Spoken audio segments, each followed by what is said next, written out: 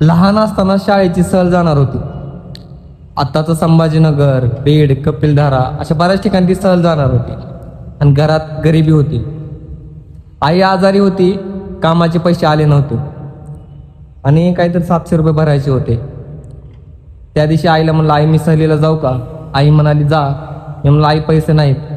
ती म्हणाली कामाचे आले की पैसे देते तुला. कामाचे पैसे आल्यानंतर सहलीला आईने पैसे दिले 700 रुपये आणि मला खर्चाला म्हणून तिनं मला 300 का 400 रुपये दिले आणि जाण्यासाठी मला चिवडा करून दिला आणि मला सहलीला पाठवलं.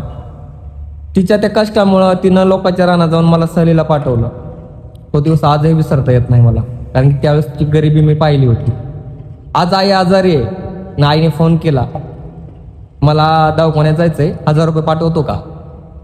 त्या मुलाने चक्क फोन कट केला. नाहीत म्हणला पैसे, सारखं सारखं पैसे कुठले देऊ तुला?